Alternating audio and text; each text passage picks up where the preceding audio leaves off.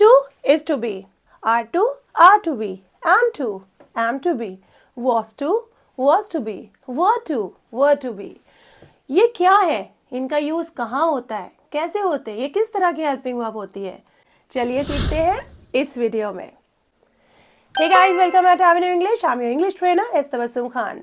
So guys, इस video में हम बात करने जा रहे हैं use of is to be, was to be। इन सब का यूज हम कहाँ पे करते हैं?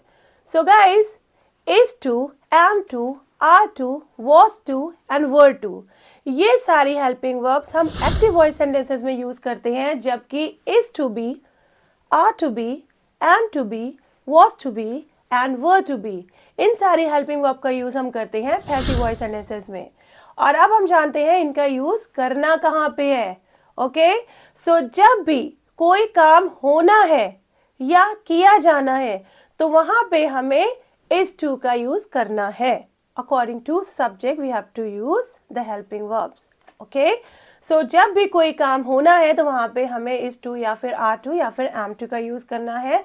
मीन्स अगर हम एक्टिव वॉइस सेंटेंसेस की बात कर रहे हैं कि मुझे जाना है, उसे पढ़ना है, उसे समझना है, ओके, तो यहाँ हम किसकी बात कर रहे हैं? सब्जेक्ट की खुद बात हो रही है, खुद कोई काम करना है किसी को। ओके, तो वहां पे यूज करना है is to, are to या फिर am to की। ओके, फॉर एग्जाम्पल मुझे जाना है, मुझे जाना है। ओके, सो इसको बनाने के लिए हमें रूल को फॉलो करना होगा। Subject plus is mr plus two plus verb first. Okay, verb first, object and etcetera.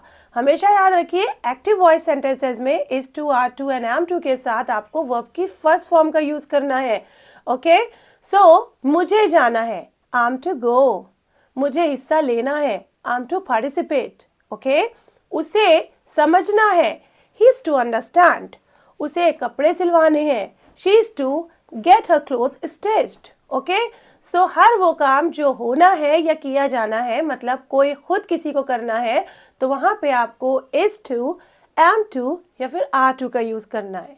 is to का यूज आप हमेशा सिंगुलर सब्जेक्ट के साथ मीन्स ही शी इट के साथ करोगे और किसी एक चीज के साथ करोगे। ओके, एंड are to का यूज हमेशा आपको करना है प्लूरल सब्जेक्ट के साथ। ओके, एंड am to का यूज ऑफ कोर्स I के साथ करना है। Alright, clear? सो अगर हम एक्टिव वॉइस सेंटेंसेस की बात करेंगे और हमें कोई काम करना है तो वहां पे हमें यूज करना है is to, am to and are to का। Alright, one more example I am giving. मुझे लैपटॉप चलाना है, क्या होगा? am to operate the laptop या फिर am to use the laptop. Okay, मुझे मूवी देखनी है, am to watch the movie, उसे मूवी देखनी है, he is to watch the movie, हमें मूवी देखनी है। Okay, we are to watch the movie। Okay, clear? अब हम बात करते हैं was to की। सो जब भी कोई काम हमें करना है तो वहां पे हमें यूज करना होता है is to या फिर am to का। I की बात करेंगे तो am to एंड अगर सिंगुलर सब्जेक्ट की बात करते हैं तो is to, जैसे मैंने अभी आपको बताया। अब हम बात कर रहे हैं was to। सो कोई काम जो हमें करना था, पास्ट की बात कर रहे हैं अब हम, तो वहां पे हमें यूज करना है was to और अगर वो प्लूरल सब्जेक्ट है तो वहां पे यूज करेंगे were to। Okay, for example मुझे जाना था, now I am talking about the past, मुझे जाना था, I was to go। Okay, उसे जाना था, he was to go। जैसा कि आप जानते हैं कि I के साथ भी was का यूज होता है पास्ट के लिए। Okay, so I was to go, he was to go। मुझे हिस्सा लेना था, I was to participate, मुझे मूवी देखनी थी, I was to watch the movie या उसे मूवी देखनी थी, he was to watch the movie। Clear? Okay, अगर हम प्लूरल सब्जेक्ट की बात करेंगे तो वहां पे was to की जगह पे आपको were to का यूज करना है, और अगर you की बात करेंगे तो वहां पे भी हमें क्या यूज करना है? were to का। ओके, जैसे कि तुम्हें जाना था, तुम्हें मूवी देखनी थी, तो क्या होगा? you were to go। Okay, you were to watch the movie। Clear? So जो भी काम जिसे हम प्लूरल सब्जेक्ट की बात करेंगे तो वहां पे आपको were to का यूज करना है। उन्हें दौड़ में हिस्सा लेना था, they were to participate in the race। उन्हें एडमिशन लेना था, they were to take the admission or get the admission। Clear? So जब भी कोई काम हमें करना है या किसी को करना है तो वहां पे is to, am to, are to का यूज करेंगे। और जब भी अगर कोई काम हमें करना था तो वहां पे हमें यूज करना है किसका, किसका करना है, was to, और अगर प्लूरल सब्जेक्ट है तो were to का। क्लियर। अब हम बात करते हैं अपने पैसिव वॉइस सेंटेंसेस की कि हर वो काम जो होना है या किया जाना है, मतलब उसे हम नहीं करने वाले हैं, ओके, वो काम होना है किसी और के जरिए। अब हम बात करेंगे अपने ऑब्जेक्ट की, डायरेक्ट जो काम होना है हम उसी की डायरेक्ट बात करेंगे। फॉर एग्जाम्पल, ऑर्डर किया जाना है। अब देखो ऑर्डर जो है वो सब्जेक्ट नहीं है, ऑर्डर होना है, किसी और के जरिए होना है, किसी और के द्वारा होना है, राइट। तो यहाँ पे ये सेंटेंस बन जाएगा पैसिव वॉइस, ओके। तो ऑर्डर होना है, तो जब भी हम पैसिव वॉइस सेंटेंसेस की बात करते हैं तो वहां पे हमें यूज करना होता है object plus is am are plus to be and plus verb third and then subject by and etcetera, okay, जिसके द्वारा काम हो रहा है बाय के साथ आप लगा दो। और जैसे कि मैंने हमेशा आप लोगों को बताया है कि जरूरी नहीं है कि बाय आए, जो किसी के द्वारा वो काम हो, कभी कभी जो द्वारा वाले जो सब्जेक्ट्स होते हैं वो छुपे होते हैं, ओके। तो बाय को आप इग्नोर भी कर सकते हो और इस तरह से आप अपने सेंटेंस को कंप्लीट कर सकते हो जैसे कि वो काम होना है। फॉर एग्जाम्पल, ऑर्डर होना है, ऑर्डर होना है, तो order is to be placed, okay. अब यहाँ पे किसी के द्वारा की बात नहीं हुई है तो आप उसे इग्नोर कर दो। लेकिन अगर हमने कह दिया कि हमारे द्वारा ऑर्डर होना है तो आपको बोलना है order is to be placed by us, okay, या फिर बाय देम, उनके द्वारा। Clear. So passive voice sentences में इज टू बी के साथ वर्ब की थर्ड फॉर्म का यूज करना है, ये आपके लिए कीवर्ड है। क्लियर। कपड़े सिले जाने हैं, क्या होगा, कपड़े सिले जाने, हम किसकी बात कर रहे हैं, कपड़ों की। तो डायरेक्ट आप बोलो कपड़े को इंग्लिश में क्या बोलते हैं, clothes. So clothes are to be क्यों आया, क्योंकि हम क्लोथ्स की बात कर रहे हैं, प्लूरल सब्जेक्ट की बात कर रहे हैं। So clothes are to be stitched, सिलने को क्या बोलते हैं इंग्लिश में, स्टिच। तो स्टिच की क्या हो जाएगी, third form. So the clothes are to be stitched, okay.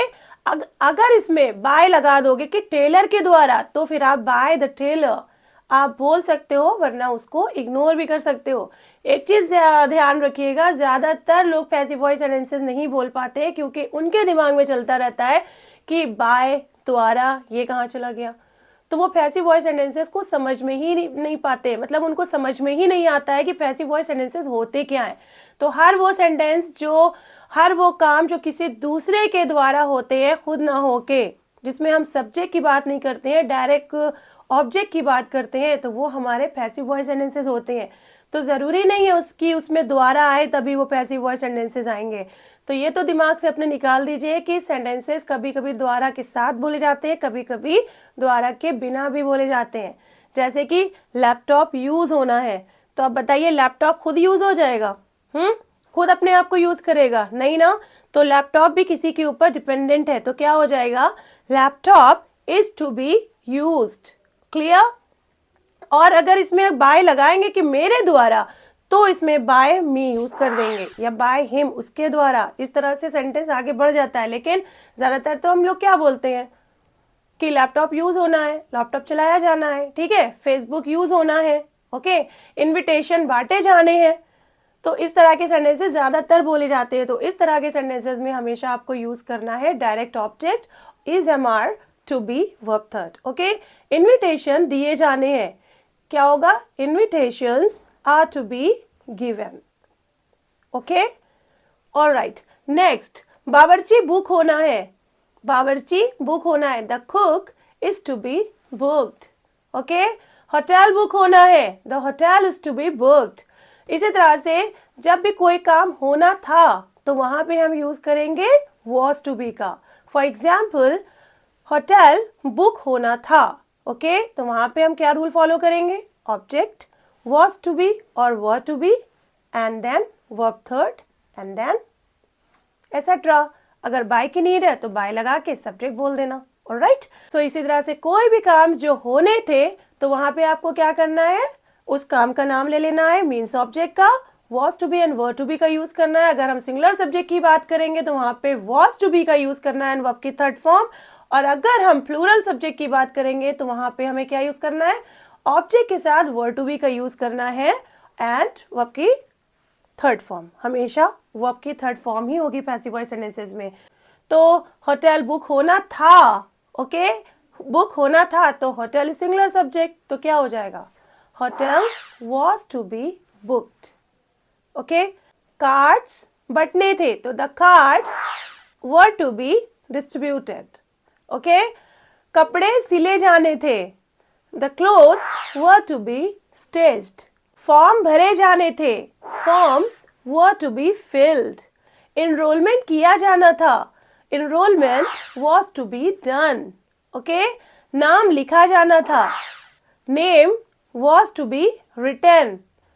Movie देखी जानी थी, the movie was to be watched। सो इस तरह के सेंटेंसेस में आपको यूज करना है was to be या फिर were to be का। सो एक बार फिर से रिवाइज कर लेते हैं।